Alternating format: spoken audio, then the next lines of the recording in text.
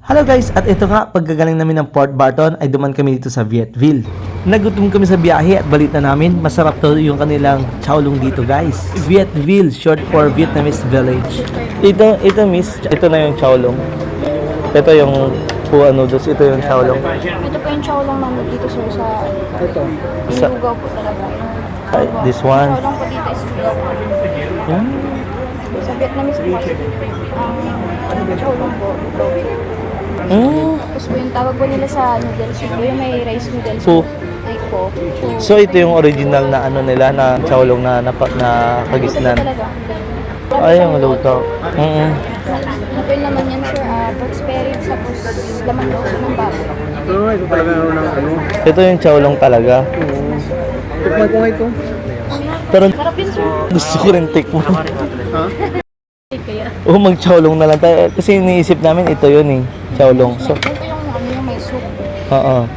So, ito parang, okay. Pork ka. Kala ko yung chowlong, yung may rice noodles, yun yung original na Vietnamese, yun pala po, yung tawag doon. Tapos, yung chowlong is, mayroon talagang rice. Parang rice porridge. Parang siyang lugaw, tapos mayroon siyang toppings. So, yun. I-try natin. Ay, bawal ako sa malamig. Ito sa malamig. Yan sir, meron po yung mga hot drinks sir. Tapos may coffee po kami. Saan yung coffee niyo? Glass lang. Last po. Yung coffee niyo available, brewed lang. Walang iba. Fruit po. Ano na lang sa akin. Sige, brewed coffee. Sir, yung nakalaman si Disney po. One for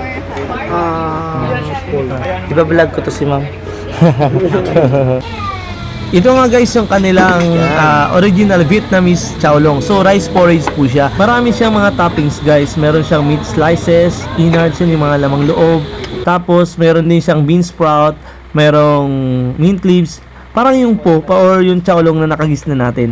Yung kaibahan lang ay noodle soup siya, tapos rice noodles yung ginamit instead of porridge. Tapos nag-try kami na kanilang best seller daw dito na sandwich, yung open face tuna and cheese sandwich. Ito, try natin to kung masarap. Bigyan natin ng kalamansi. Hindi masasabing hindi kompleto yung lasa kung walang kalamansi. Nagdadagdag talaga to ng flavor yung kalamansi. Ayan. Kaibahan lang talaga ng puay siya ay rice noodles yung ginamit. Saka masabaw. Kasi ito naman rice porridge yung ginamit sa chowlong. Ito, wow. So, marami siyang laman loob. Meron din siyang mint leaves. Tapos ito may atay.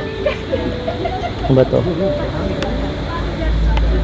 Ano to? Beef? Or hot chicken? Ayun. Siguro masarap din tong lagyan ng pan. Ng maanghang. Ayan, lagyan ko lang ng konti. Kasi mamaya mag-overpower na yung anghang. Hindi na ko na ma-enjoy yung lasa. Sobrang anghang na. Ayan. Ito yung original. Tikman nga natin.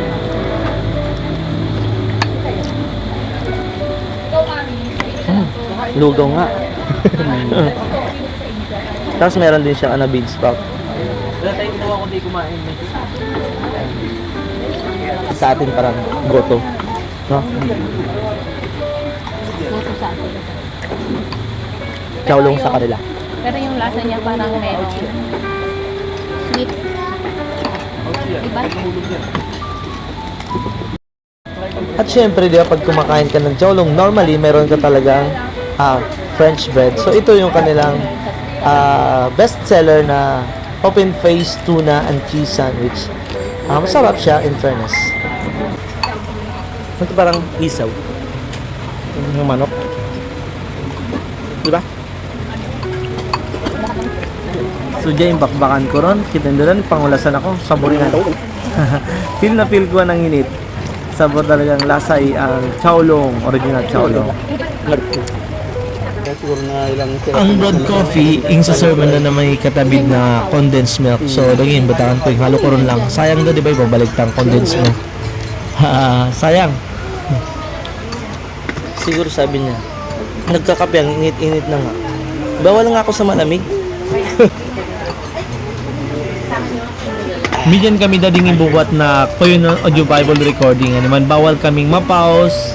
Naman yan bawal kami sa maraming. Pero hindi siya chicken pala.